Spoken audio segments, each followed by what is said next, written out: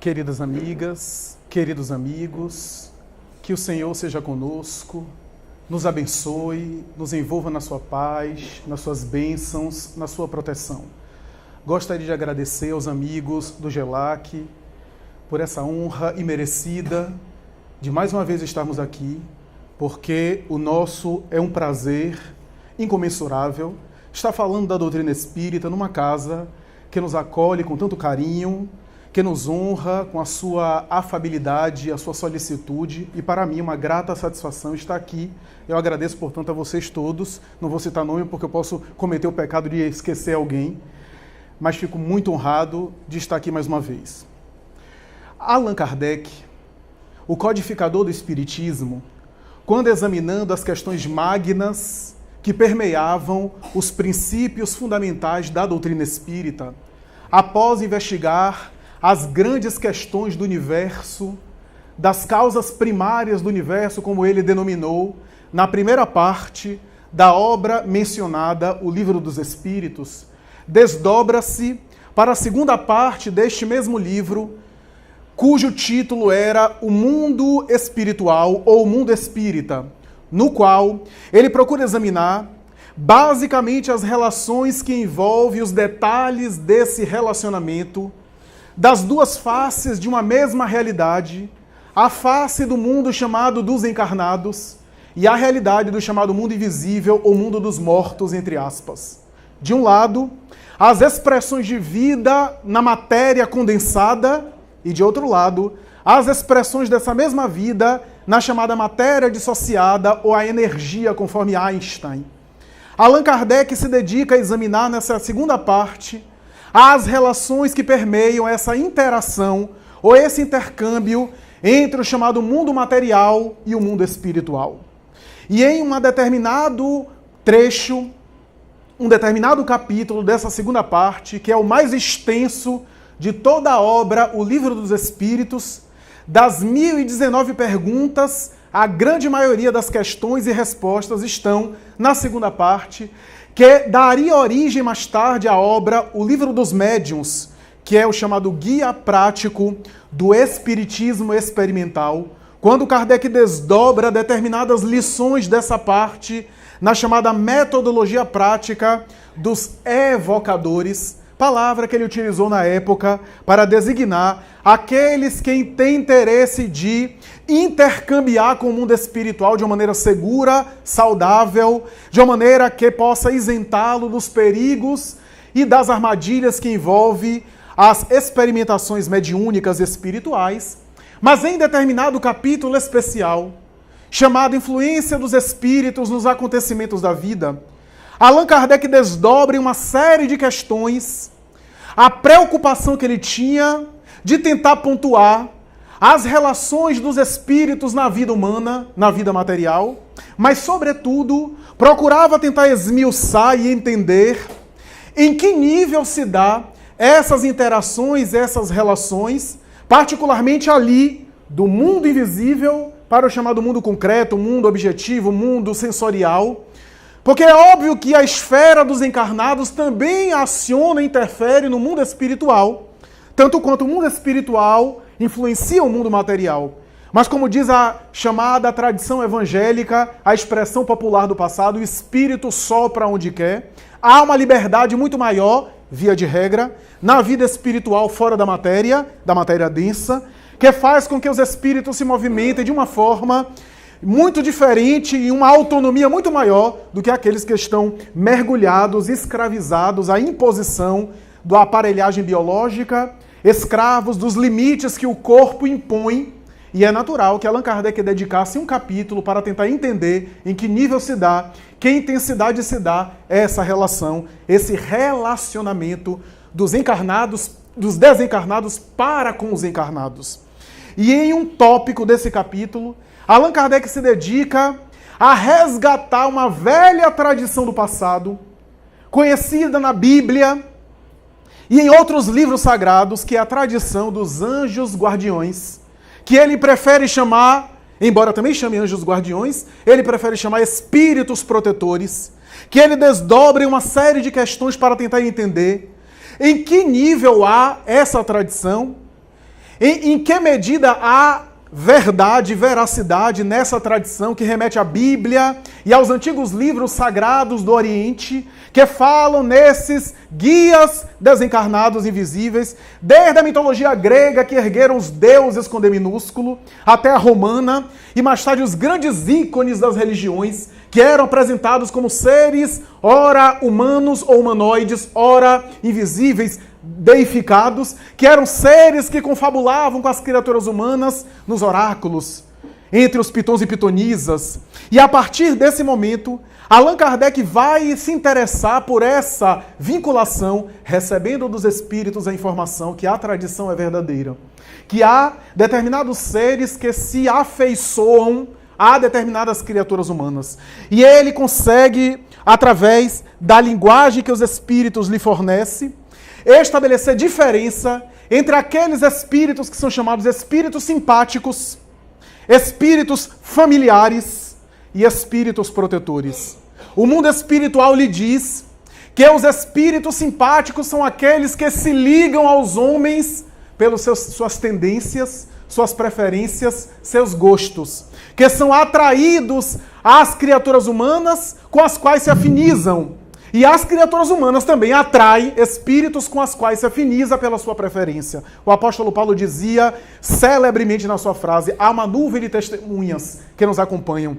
Essas testemunhas são equivalentes ao nosso caráter. Se nós somos pessoas venais, em desequilíbrio, temos espíritos do mesmo teor, em desequilíbrios, com as mesmas características. Se somos bons, se somos dedicados, se cultivamos o bem, também temos espíritos do mesmo teor, da mesma característica, pela essa lei de afinidades. Espíritos simpáticos, espíritos familiares. Os espíritos, chega a dizer, os espíritos familiares são os amigos da casa. Equivale a dizer, são aqueles indivíduos que se ligam à família, alguns que foram parentes que desencarnaram e continuam vinculados pelos afetos e visitam os familiares e ajudam quando tem maturidade e condição para isso, que estão assessorando-nos, são os espíritos familiares, alguns dos quais não têm necessariamente grandes evoluções espirituais, outros sim, mas são ligados por nós por afetos, por vínculos desta ou de outra encarnação.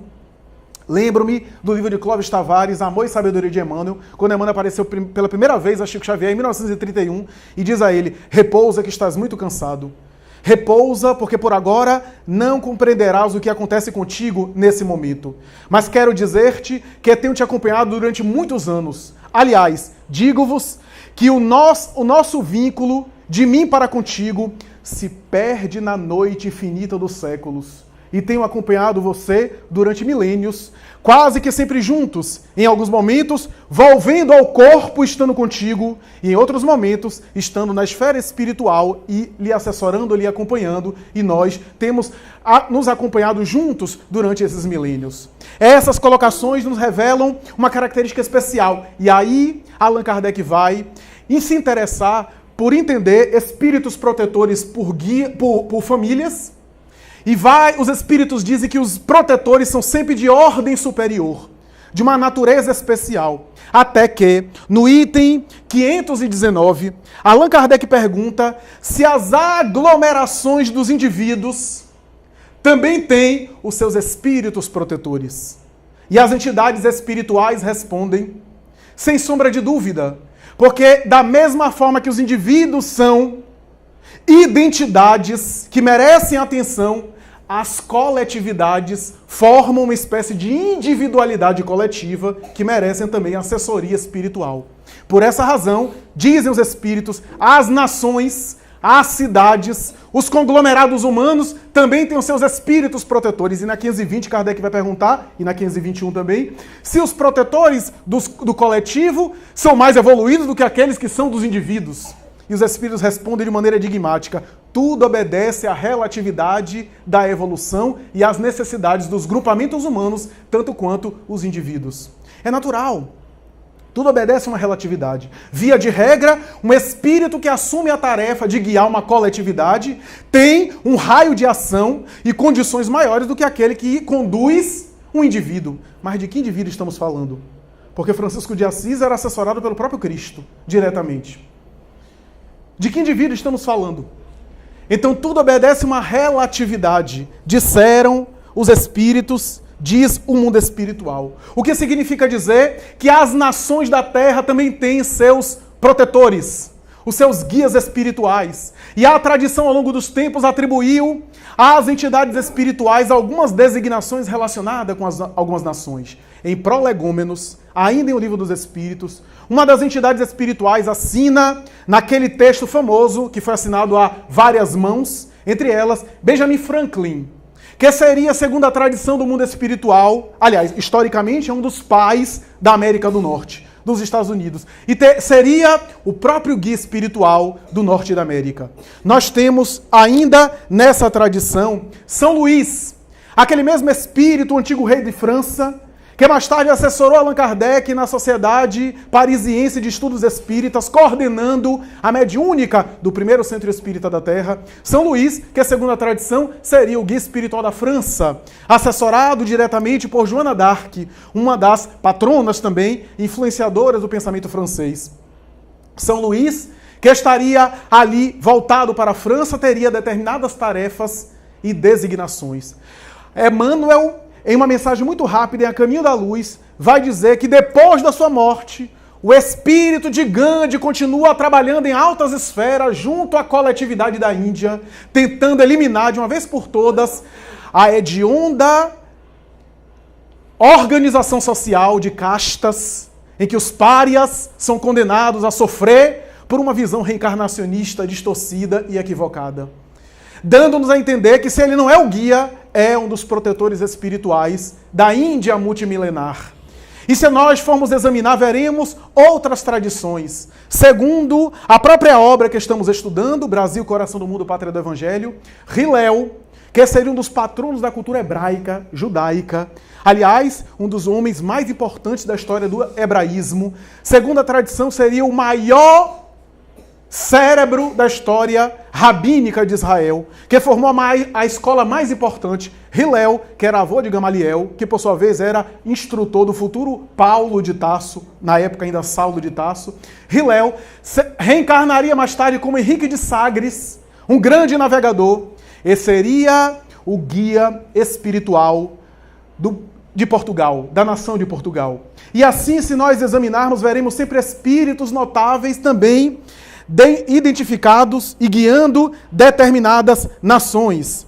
Me disse recentemente Divaldo Pereira Franco que na vida de São Francisco de Assis, quando ele esteve com um califa oriental, que conversou com ele de tradição árabe, naquela época das guerras entre os chamados infiéis e a Igreja Romana, de um lado o exército árabe, de outro lado, o exército católico romano, cristão, medieval, que estabeleceram guerras. Francisco foi até o califa para pedir misericórdia. E o califa lhe recebeu com certo ar de estranheza, porque, curioso, aquele homem se expunha a sua vida assim, que ele poderia destruí-la a qualquer momento. Mas o que é interessante, que tocou a alma daquele grão-senhor, é que Francisco se aproximou e começou a querer falar com o homem, pedindo que ele falasse sobre o seu Deus, sobre o grande profeta, e começou a ouvir-lhe falar, sem tentar convencê-lo. E depois de meia hora de conversa, ficou sensibilizado com Francisco e disse: eu vou destruir os demais cristãos, mas você pode ser preservado. Você e a sua equipe, que era, na verdade, a ordem franciscana. E a guerra continuava, mas os franciscanos tiveram acesso à Palestina, a Jerusalém e, sobretudo, à Galileia, que Francisco tinha uma grande afeição e viajou alguns momentos com os franciscanos e que tinha livre acesso, até hoje, aliás, que tinha livre acesso às regiões da Galileia, embora os árabes, na época, já haviam tomado com seu exército toda aquela região, especialmente Jerusalém, a Cidade Santa, que era palco de guerra e de disputas. Até hoje, nós vamos para aqueles locais, alguns que têm conflitos civis, mas se a gente for na Galileia, a Galileia de Jesus, a Galileia de Caná, onde houve as bodas de Caná, a Galileia daquelas regiões simples na época de Jesus, há um clima fantástico onde o judeu, católico, cristão em geral, porque tem também ortodoxo grego, ortodoxo russo, convivem em harmonia, sentam em restaurante, conversam, dialogam. E Divaldo Franco disse recentemente em uma palestra nos Estados Unidos que Francisco, ao chegar ao mundo espiritual, foi designado por Jesus, a pedido dele próprio, para ficar tutoriando, assessorando a região da Galileia, especialmente no mundo espiritual, pelo seu afeto por ela.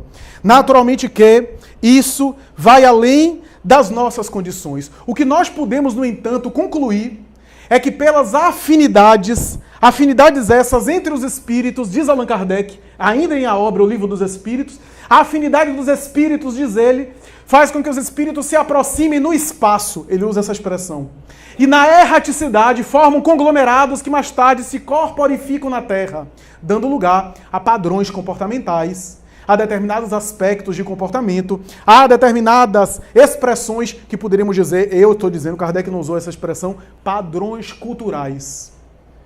Então, você começa a entender agora que determinados padrões culturais que a gente tem na Terra têm também raízes espirituais. Porque academicamente e dentro da ciência a gente pensa só a cultura como sendo construída socialmente. Mas tem raízes, talvez, de origens espirituais, certamente, pelas afinidades de espíritos que mantêm certos padrões e que reencarnam em determinada localização geográfica. Daí, às vezes, a gente reencarna em um lugar com o qual a gente não se identifica com a cultura. Quando a gente vai dizer a cultura do baiano, eu não consigo me identificar. Porque, às vezes, vem de experiências outras. E assim sucessivamente. E aí você percebe, por exemplo, a cultura do alemão, que tem determinadas práticas sociais, de etiqueta, de relacionamento, que é diferente da cultura de, por exemplo, um japonês. Que é diferente da cultura do norte-americano. E assim por diante. O que significa dizer que cada cultura tem seus padrões culturais, que fazem parte daquele padrão de espíritos que mais ou menos reencarna, que influenciam o meio social e que também são influenciados. Porque os espíritos de outra cultura que reencarnam naquela cultura vão sofrer influência, vão assimilar, vão internalizar, porque a relação é dialética, do social para o mundo psíquico da criatura, e a criatura também vai influenciando a cultura e vai mudando, porque a cultura muda. Um dia a escravidão foi cultural. Um dia a escravidão era aceita. Ninguém em sã consciência vai dizer, não, vamos respeitar a cultura, deixar as pessoas serem escravizadas hoje. Então, claro que há padrões culturais, porque a cultura também evolui com o espírito. O espírito evolui e vai modificando as leis, a ética social, a formatação da sociedade e também a cultura. O que significa dizer, nessas condições, que cada coletividade tem a sua missão, tem a sua tarefa. Eu tenho certeza que muita gente, quando me viu falar aqui no início, disse, o que é que ele está falando? O que é que tem a ver isso com o tema? Estamos chegando lá, na missão espiritual do Brasil. Cada país tem a sua missão. E as missões que configuram, há missões que configuram permanentemente. Por exemplo, há um certo traço histórico na América do Norte que é dela. Com virtudes e com vícios. A América do Norte tem muito aqui nos ensinar. E também tem muito que aprender. A Inglaterra tem um padrão cultural que é histórico. Agora, há missões que são temporárias e depois o país perde aquela missão. Perde no sentido de deixar de oferecer as condições, ou porque a missão acabou, que é temporária. Houve países que tiveram missões específicas de expandir o mundo. Por exemplo, Portugal e Espanha, nas navegações que nós citamos. Roma, no passado, com o latim. A filosofia que foi tão propalada na Grécia Antiga, cujo pensamento cultural até hoje influencia a ciência do momento atual, com Aristóteles e outros. Então houve, naturalmente, houveram essas missões que se acabam. Quando a gente vê, por exemplo, a França, com os padrões da Revolução Francesa, que por excelência que se manifestaram, os direitos humanos, os direitos civis e sociais, nós vemos que a missão da França, ao longo dos tempos, tem sido diferente da missão da Roma, mais tarde da Itália, que ofereceu tanta arte. Lembremos do Renascimento italiano, das grandes manifestações de arte, rococó, barroca, artes belíssimas, música também, a cultura italiana, sem falar na gastronomia, com fé em Deus. A Grécia Antiga, cuja cultura nos fascina, o pensamento racional, cartesiano, que começou lá com Aristóteles, mais tarde Platão, mais tarde Aristóteles. Então nós vemos essa ideia. Aí, o Império Britânico, que foi uma grande potência durante muito tempo, a primeira potência mundial, com as suas construções arquitetônicas, com as estruturas que influenciaram muitas culturas depois, com a literatura, basta citar Shakespeare, só para citar um. A literatura britânica, que tanto influenciou o mundo em determinadas épocas e que até hoje nos fascina. Então nós vimos, Brasil, Coração do Mundo, Pátria do Evangelho, obra do espírito Humberto de Campos, que foi tão criticado em determinadas épocas e ainda o é. E algumas pessoas que o criticam, que eu as conheço, não leram, e algumas que leram não entenderam a proposta de Humberto de Campos. Porque entenderam que Humberto de Campos estava privilegiando uma nação em detrimento das outras, como se Deus tivesse uma nação especial. Como se o espírito tivesse pátria. O espírito não tem pátria. Ele pode reencarnar em uma nação e em outra. Brasil, Coração do Mundo, Pátria do Evangelho fala da missão espiritual do Brasil. Espiritual. Ou seja, quem acha que Humberto de Campos está falando que todos nós brasileiros vamos ser ricos, se hospedar em hotel 5 estrelas, viajar de jatinho particular, não entendeu que não é uma missão material, é uma missão espiritual. Ninguém vai achar que o Brasil vai ter a missão de ensinar disciplina para o alemão ou para o japonês, porque não vai. Né? Ninguém vai achar que o brasileiro vai ensinar prosperidade econômica para o norte-americano, por exemplo. Ninguém vai achar isso. O Brasil tem outras coisas que precisa ensinar e que tem ensinado. E que também tem a aprender com cada nação. Porque cada nação, repitamos, tem as suas missões. Primeiro, Humberto de Campos diz, simbolicamente, que o Brasil no mapa tem um formato de um coração, que é uma expressão simbólica que ele coloca no livro. E depois, que há determinadas tarefas de espíritos que reencarnam no Brasil para uma missão espiritual. Para uma missão espiritual. Então, Humberto de Campos vai dizer que alguns espíritos que reencarnam, além do formato do coração do Brasil, alguns espíritos que reencarnam, vêm para colaborar com a cultura mundial, começando no Brasil, é claro. E que vêm trazer algumas contribuições. Primeiro porque o Brasil, pela sua histórica, não teve um sentimento exacerbado de nacionalismo que gerou alguns problemas sérios em alguns países europeus. Basta lembrar o fascismo e o nazismo, só para citar uns. O Brasil nunca teve isso, porque já começou no início da sua história com muitas miscigenações, o que foi algo, quem leu Brasil, Coração do Mundo, Pátria do Evangelho, sabe que isso foi algo arquitetado pelo mundo espiritual. As miscigenações étnicas, raciais, do índio ao escravo africano que veio para cá, ao português de Portugal que veio para cá. E aí a gente vê a conversa do guia espiritual do Brasil com Jesus. Jesus dizendo assim, eu quero o que há de mais simples e mais pobre. Índio, alma simples, escravo da África e Portugal, que estava no cheque especial na Europa. Era o país mais pobre da Europa. Com os vícios e virtudes, porque todo país tem vício e virtude espiritualmente falando. Emmanuel vai dizer a Caminho da Luz, se a gente examinar cada cultura da Terra, vai perceber os seus vícios e virtudes e que fizeram elas caírem em existências passadas. Então, há agrupamentos nesse sentido. Mas essa miscigenação cultural e étnica deu origem a um certo clima de tolerância, ainda que a gente tenha problema de racismo, ainda que a gente tenha problema de intolerância religiosa, não se compara com os problemas que existem na Europa e na América do Norte. E na Ásia também. A xenofobia, o ódio ao estrangeiro, os grupos ideológicos, os problemas que os países enfrentam, a gente não enfrenta. A gente não enfrenta, ou se enfrenta com uma proporção quase zero. O que a gente vê aí de racismo e de intolerância religiosa não se compara. Porque isso vem das raízes, é um padrão cultural. Desde o início. E Brasil, Coração do Mundo, Pátria do Evangelho fala sobre isso. Recentemente, um pensador, Luc Ferry, um pensador francês, entre outros, que esteve aqui no Brasil. E há uma tendência de alguns pensadores, porque há uma tendência de a gente achar que é chique falar mal do Brasil, que nada presta no Brasil, que presta lá fora. E esse pensador, entre outros, tem falado que o Brasil parece ser o país da pós-modernidade. Porque é o país da modernidade. Os países da modernidade é uma cultura moderna. É aquela cultura que aglomerava muita gente no Maracanã, que fazia muita gente, faziam tribos, que fazia pessoas irem para as ruas, né, formar determinado conglomerado social, de ideologia política, social, de mentalidades específicas, que fazia perseguir os Beatles, as grandes multidões e outros astros. Hoje há uma diminuição muito grande desse padrão na pós-modernidade. O padrão hoje na modernidade é eu me identifico de maneira subjetiva com algo e no máximo eu tá ligado, e se o outro tá ligado também é porque ele se conecta um pouco comigo, mas não da mesma forma, ele sente algo parecido comigo. Daí o curtir nas redes sociais. Quando a gente recebe o curtir é porque o outro tá conectado, entre aspas, com a gente. Mas não há aquele sentimento de cardume, de bando, tão estratificado, tão intenso como no passado.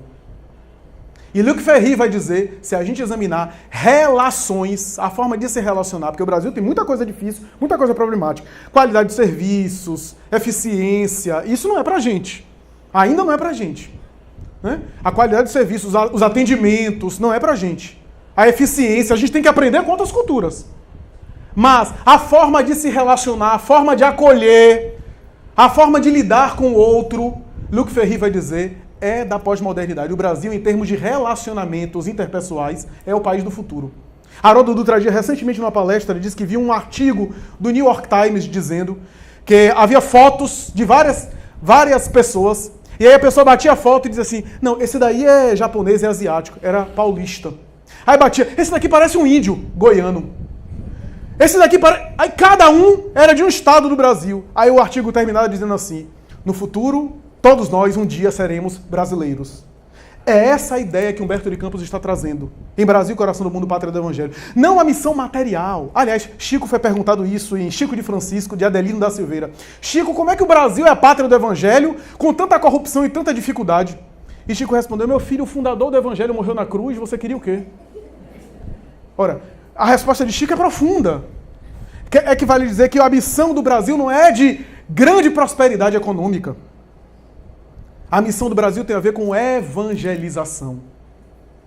Evangelização. E aí, nós vemos, por exemplo, as informações que a gente recebe do mundo espiritual. Por exemplo, só para ilustrar, há uma obra de Joana de Ângeles chamada Nascente de Bênçãos, que tem um capítulo Providência Divina, que fala dessa missão. E ela fala o seguinte, que Alexandre Magno da Macedônia, na Grécia Antiga, quando reencarnou, belicoso, e através da guerra, quase todas as nações se construíram a partir de guerras. De emancipação de estados e de guerras. E Alexandre Magno reencarnou, uniu o mundo inteiro em torno do seu poder, conquistou o mundo inteiro, conhecido na época, e graças a isso impôs o grego foi a língua universal. O que é que aconteceu? Sócrates, Platão, Aristóteles, a filosofia espiritualista, lembremos de Kardec, Sócrates e Platão, precursores da doutrina cristã, introdução do Evangelho segundo o Espiritismo. Sócrates e Platão prepararam um terreno espiritual para Jesus, através da ideia da imortalidade da alma, aquelas ideias que popularizaram na época. Mais tarde, de Joana de Ângeles, esse mesmo espírito Alexandre Magno que desencarnou, reencarna séculos depois como Júlio César, agora em Roma, o mesmo espírito belicoso. Conquista o mundo inteiro, impõe o latim, e o cristianismo é propalado mais tarde, graças a Roma, que de Roma, porque é o clima espiritual e cultural da Palestina, abafaria a mensagem de Jesus. Paulo percebeu isso, e por isso sabia que tinha que levar a mensagem de Jesus para além da Palestina. E foi Roma, com seus defeitos, que popularizou o cristianismo, e não deixou o cristianismo morrer na sua tradição. É claro que houve distorções do pensamento cristão, etc. Mais tarde, de Joana de Ângeles, esse mesmo espírito, mais de 20 séculos após, reencarna como Napoleão Bonaparte. Conquista a Europa toda, anexa os estados franceses, a França se torna o centro e o berço cultural da Terra, pós a Revolução Francesa, inclusive, pós o ideal iluminista.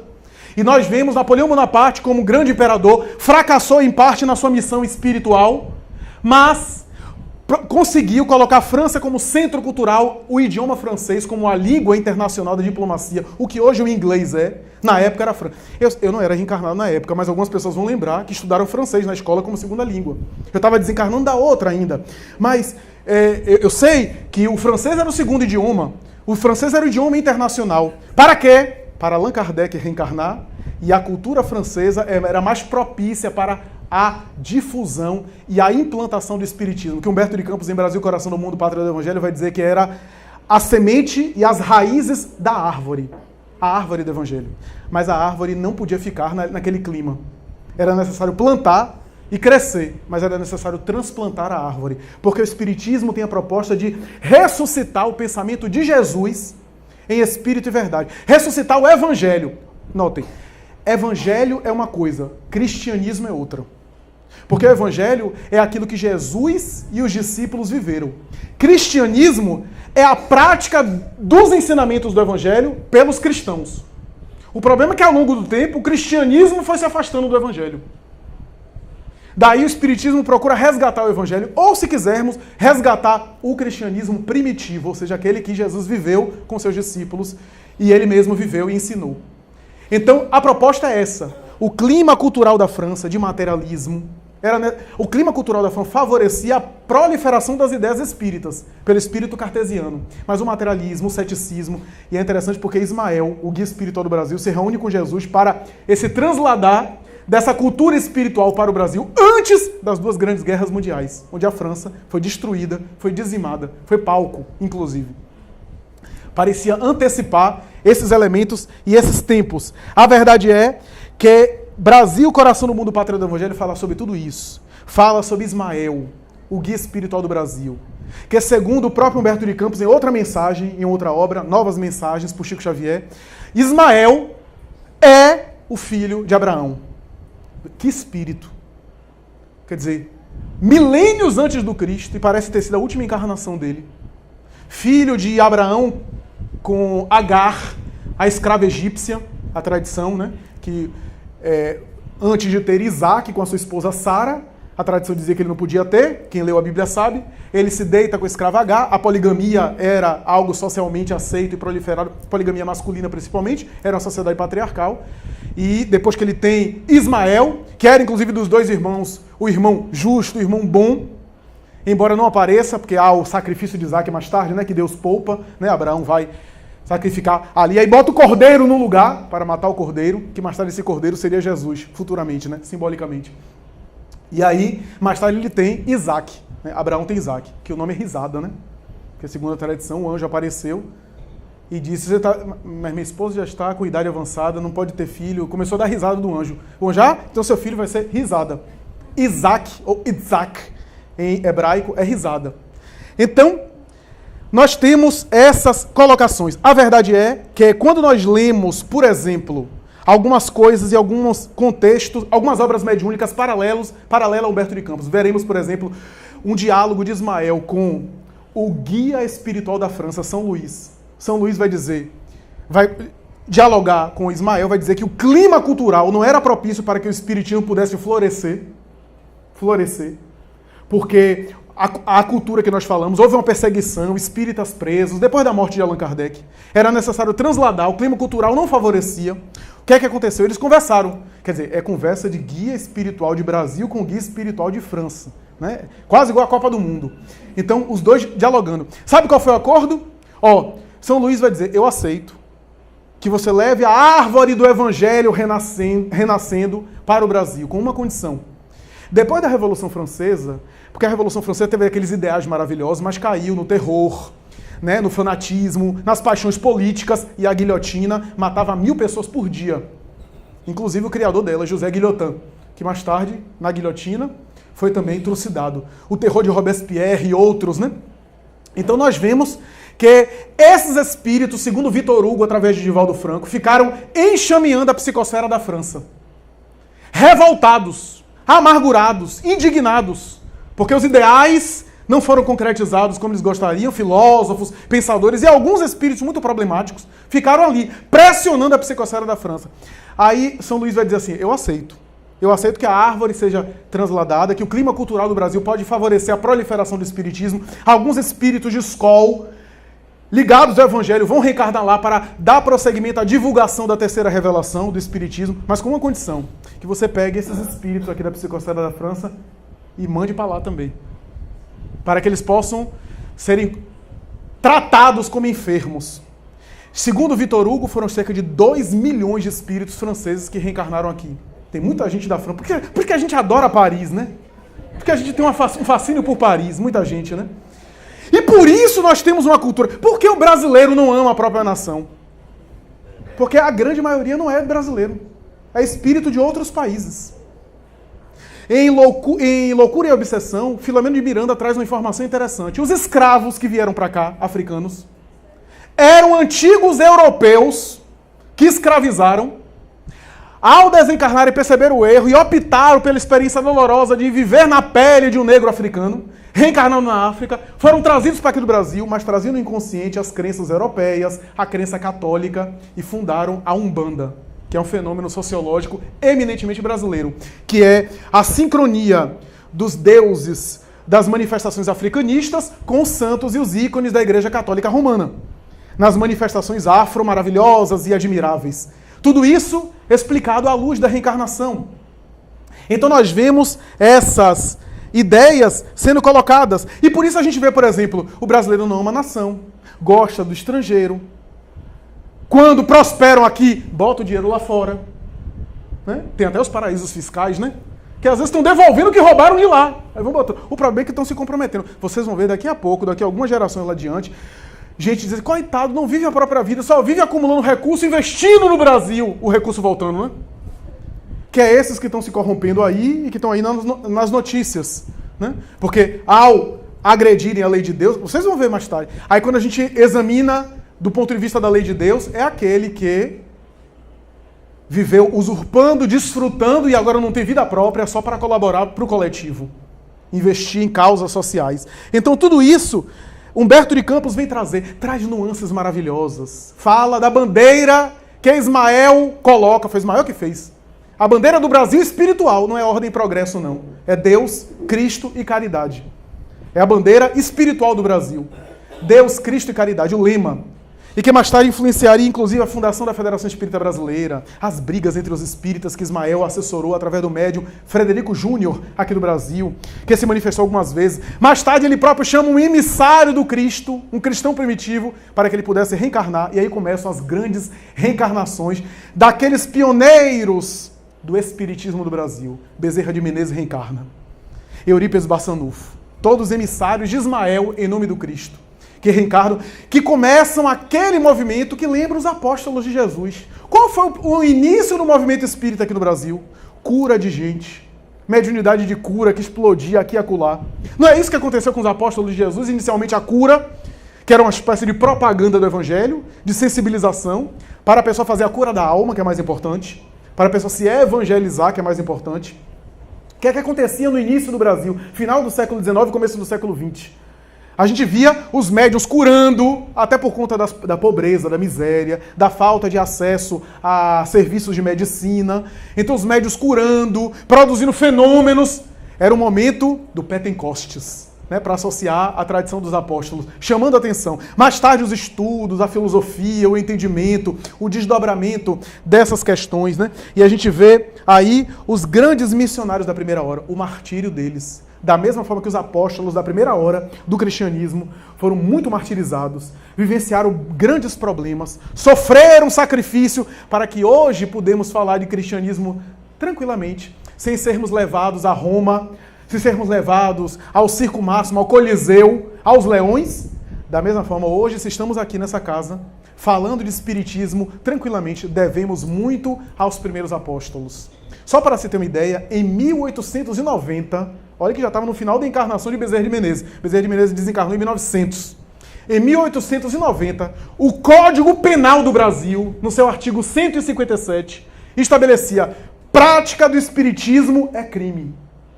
Delito, inquérito policial, ficha com antecedentes criminais e multa de 50 mil réis. Eu nem sei o que é isso, mas 50 mil réis. Era o valor e a condenação. Na primeira gestão de Getúlio Vargas, Filinto Miller, que foi um dos seus asséculos, um dos seus assessores, inclusive responsável pelo exército do Brasil na época, era um ferrenho adversário do espiritismo. Há uma polêmica sobre ele, mas a tradição atribui a ele, inclusive, práticas de tortura. E ele, em alguns momentos, parece que perseguiu, a ponto de a Federação Espírita Brasileira escrever uma carta e mandar para Getúlio Vargas, tentando sensibilizá-lo. E a esposa de Getúlio Vargas parece que simpatizava com o espiritismo. E Getúlio Vargas chamou-lhe a atenção e parece que relaxou um pouco. Mais tarde, quando a gente vê os movimentos integralistas, fascistas, e a Guerra Fria, e mais tarde o regime de exceção, aqui, o regime militar, nós vemos, por exemplo, o espiritismo ser confundido com o comunismo. E algumas casas espíritas serem fechadas. Juventudes espíritas, porque as juventudes concentradas eram mal vistas pelo regime militar, porque poderia ser uma espécie de golpe, né, contra o regime então estabelecido. E era associada a comunismo. Joana de Ângeles, da Mansão do Caminho, deu uma mensagem para o Divaldo Franco pedindo para que fechasse a Gena há alguns anos. Porque os jovens corriam perigo de vida. Então vejam quantos momentos turbulentos para que hoje a gente fale de espiritismo tranquilamente.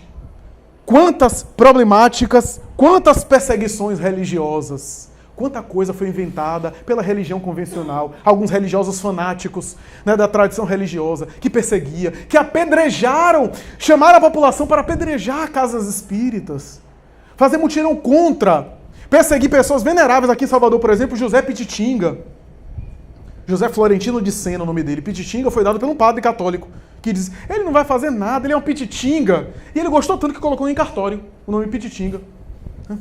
Então, esse ideal inicial desses grandes mártires que sofreram perseguição, as superstições que eram inventadas pela ignorância do populacho e pela intolerância religiosa de outro lado, que falava que o espiritismo era coisa do demônio, que as pessoas entravam no espiritismo e ficavam psicopatas, que caíam no chão, que ficavam loucas. A psiquiatria da época chegava a dizer que o espiritismo conduz à loucura. Juliano Moreira, no início, ao ver algumas práticas que ele não conhecia, chegou a dizer que o espiritismo é uma fábrica de loucos. Era um grande psiquiatra, mas com todo respeito não conhecia o espiritismo. E aí deu essa declaração, entre outros. Olha, aqui pra nós, eu nunca vi um espírita ficar louco. Agora eu vejo muito louco ficando espírita, que é outra coisa. Né? Então a gente vê isso, as superstições, pessoas que diziam, até hoje, eu me lembro, indo para o interior para fazer palestras, as pessoas dizendo, não vá para aquele centro espírita não, porque ali quando você entra, o bode preto sai por debaixo da mesa e ataca as pessoas. Essas coisas, né, que envolvia a mentalidade popular, essa ideia, né? E quantas coisas aconteceram nesse espiritismo original, que eram as dificuldades dos primeiros mártires, para que a doutrina pudesse ser implantada, para que a mensagem de Jesus de volta à Terra, na sua pureza, na sua simplicidade. E o nosso dever agora é tentar conservá-la, preservá-la daqueles que foram os primeiros trabalhadores, daqueles que receberam as mensagens diretas de Allan Kardec. Na própria FEB, no início do movimento espírita, diz Humberto de Campos, Frederico Júnior, o maior médium do Brasil, recebe a comunicação do próprio Allan Kardec, que é chamado por Ismael para dar uma mensagem à comunidade brasileira. E nós vemos o espiritismo sendo implantado, a doutrina espírita florescendo nesse clima cultural. E não podemos negar que Humberto de Campos tem razão. Porque se a gente for examinar quem viaja, principalmente para o exterior, é unânime, todos os grandes trabalhadores, alguns dos quais eu conheço, porque tenho proximidade com Marcel Mariano, por exemplo, que inclusive trabalha aqui, inclusive vai fazer a Semana Espírita daqui dessa casa. Divaldo Pereira Franco, que eu já tive oportunidade de conversar, e outros líderes que viajam para o exterior, são unânimes em dizer que o Brasil está exportando o espiritismo, está exportando o evangelho de Jesus na luz do espiritismo. 90% das instituições espíritas espalhadas pelo Brasil, da Turquia, de tradição muçulmana, à China, ao Japão, à Inglaterra, são entidades construídas por brasileiros que foram morar lá, que saíram daqui, que foram morar, ou oradores daqui que viajam fazendo palestras e fundando centros espíritas. Com exceção de algumas casas em Portugal e em Espanha, a grande maioria das instituições do movimento espírita que surgiu por espíritas. E que, naturalmente, envolve hoje os nativos da região. Né? Foram fundadas, foram iniciadas por espíritas, mas boa parte dessas casas falam e fazem o espiritismo nos centros com a língua da região, com o idioma do país, e naturalmente envolvendo adeptos daquelas nações. Então o espiritismo, nesse sentido, tem a ver com aquilo que o Humberto de Campos falando, né? Os espíritos reencarnaram aqui no Brasil, ligados à divulgação do Evangelho, à vivência do Evangelho, vinculados com Cristo de alguma forma. Note como Humberto de Campos é perfeito. Quem é que vai reencarnar no Brasil para fazer uma espécie de mudança, inclusive social e coletiva no Brasil? Dom Pedro II.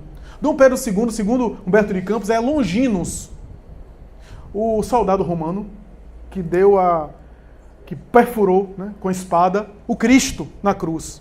Quer dizer, chama alguém de elevação moral, Longinos, para reencarnar e ser Dom Pedro II.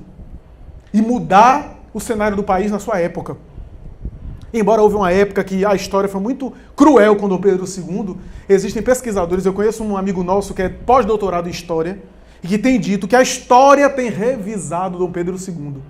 E tem dado lugar a ele que ele merece, um lugar de destaque. Porque houve muita deturpação e fantasia, romantismo em torno da figura de Dom Pedro II. E outros notáveis homens, como Rui Barbosa, né, que esteve mais tarde no Brasil, e outros, José Bonifácio, né, que mais tarde reencarna como Rui Barbosa, que é a mesma entidade espiritual ligada à cultura, ligada à intelectualidade, e outros espíritos ligados a essa comunidade, a esse núcleo para a implantação do Evangelho. Sejam espíritos, aí quem está, sejam espíritos comprometidos, espíritos fracassados na velha Europa, na Ásia, e que vieram para cá para tentar agora se reajustar, e por isso as dificuldades que a gente tem. E por isso os problemas que a gente tem. Quer ver um vício coletivo do Brasil, estou falando em termos gerais, a falta de seriedade de lidar com algumas coisas. A falta de compromisso ético com algumas coisas. Né? Não estou falando só da vida pública, não. A vida pública é apenas um sintoma geral, né? Aquilo que extrapola, que é o tumor. Mas há uma espécie de jeitinho que a gente dá, aquela falta de seriedade que a gente tem, a falta de compromisso. Mas, por outro lado, a gente tem virtudes que favoreceu a expansão do Evangelho na afeição da doutrina espírita. Por isso, meus amigos, Humberto de Campos tem toda a razão. E quando fala o Espiritismo do Brasil, que é o último capítulo de Brasil, Coração do Mundo, Pátria do Evangelho, aborda a questão da doutrina espírita florescendo. Onde, de um lado, esses espíritos comprometidos com a religião, fracassados com a fé, como dizia Hermínio de Miranda. Hermínio de Miranda costumava dizer: o movimento espírita está cheio de freira e padre fracassado do passado. Que voltou. E alguns líderes espíritas que estão aí são antigos sacerdotes católicos, pastores protestantes, que faliram e agora estão tendo outra chance. E de outro lado, nós vemos no clima espiritual do Brasil esse clima de tolerância, esse clima de afabilidade e acolhimento, e espíritos também ligados profundamente ao Evangelho, alguns ligados à época de Jesus. Quer ver uma coisa? Pedro Álvares Cabral e toda a equipe dele, judeus.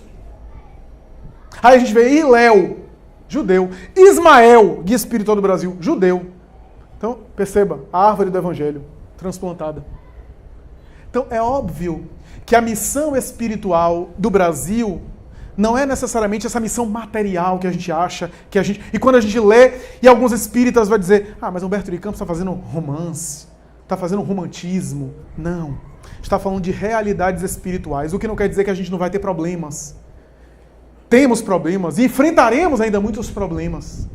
Mas, sem sombra de dúvida, há um caldo de cultura que favorece a evangelização do indivíduo.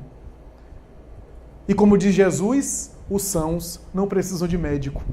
Se há um lugar favorável à evangelização, é necessário que tenham nós, os enfermos, que estamos sendo tratados na luz do Evangelho renascido, do Evangelho redimido.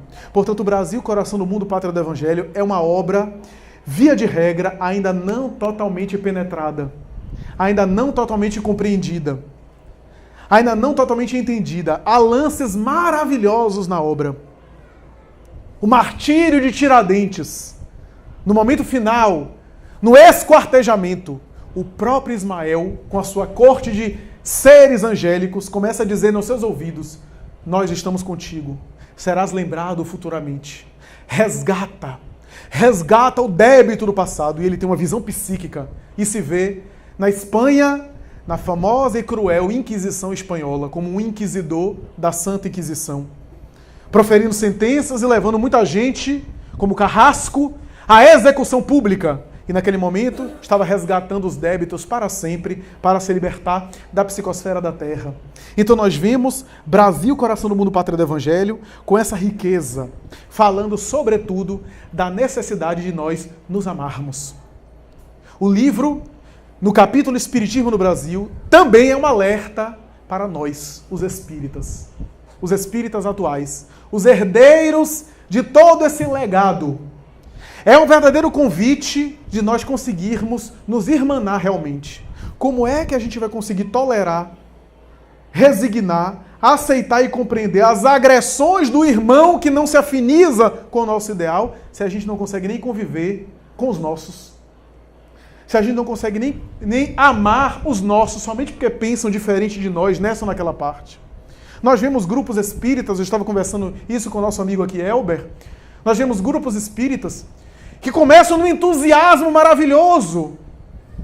Agora encontrei minha missão. Eu já fico até tremendo quando eu vejo isso. Né? Eu encontrei minha missão, eu vou me dedicar a esse trabalho. Não dura 6 meses. E depois se decepciona. Porque é bom o mise-en-scène, é bom aquela coisa, o romantismo, né? Aquela coisa. Mas o difícil é o dia a dia, os anos. Quando todo mundo abandona e a gente fica. Quando todo mundo deserta, a gente permanece no ideal. Né? Porque às vezes a pessoa estava apenas apaixonada, entusiasmada. Né? Quanta gente se aproximava de Chico nessa ideia. Mas o problema é permanecer com o Chico no dia a dia. A Marlene Nobre, já desencarnada, costumava dizer, ninguém aguentava ficar com Chico. Eu com 20 e poucos anos fui até Chico para conviver com ele. 1 semana eu não aguentei. Porque Chico entrava no grupo espírita da prece por volta de 17 horas, começava a atender as multidões, pedia licença, entrava para psicografar, saía lá para 3 horas da manhã, aí ele começava a ler as mensagens psicografadas. Enquanto ele estava psicografando, os companheiros dele, uns levantavam, iam no banheiro, voltavam, iam comer, alguns iam para casa para tomar banho, voltavam. Quando chegava às 5 da manhã, já tinha gente da equipe dele que já tinha desencarnado. Já estava comunicando-se por ele. E ele tranquilo, parecia que rompia as funções fisiológicas, as necessidades fisiológicas. É fantasia? Não é não. Não é não. Acontece isso com a gente em menor grau, quer ver? Só que quase sempre acontece de maneira negativa. Você recebe uma notícia ruim, perdi a fome. Passei o dia inteiro sem comer. Não consigo dormir, não tenho sono e não fico cansado. Se esse psicológico afeta a gente dessa forma, por que não vai afetar quando a gente estiver sincronizado com algo muito espiritual? Então ele perdia a fome, perdia o sono, 14 horas às vezes psicografando por dia, sem parar, não tinha trombose nas pernas, tranquilo. Então levantava e depois que acabava tudo, lá para 5h30, 6 da manhã, o sol clareando, ele dizia para os amigos, alguns que ainda estavam encarnados, né? Diziam assim, vamos agora passar ali no fulano tomar um cafezinho? Então, Marlene Nobre dizia, eu tinha 20 e poucos anos, 1 semana eu não aguentei. À disposição. E tranquilo, sem pressa para atender, sem muitos... aquela coisa da pessoa ocupada, não, cada coisa da sua vez, tranquilo, atendendo as pessoas, passem sorrindo. Olha, se eu tivesse com aquela privação de sono, eu já estava mordendo alguém. E ele tranquilo, atendendo as pessoas. Então, e certa vez, alguém chegou para ele perto, ele disse, fulano, ele disse, mas Chico, você sabe meu nome? Ele disse, meu filho, quem ama não esquece. Então, vejamos a profundidade. Né? É claro que as questões da memória às vezes nos sabotam, nos traem. Mas o que ele quer dizer é que quantas vezes a gente tem problema de memória, mas aquele fato que nos marcou, a gente lembra até da roupa que a gente estava vestindo. Porque aquilo que nos marca emocionalmente fica.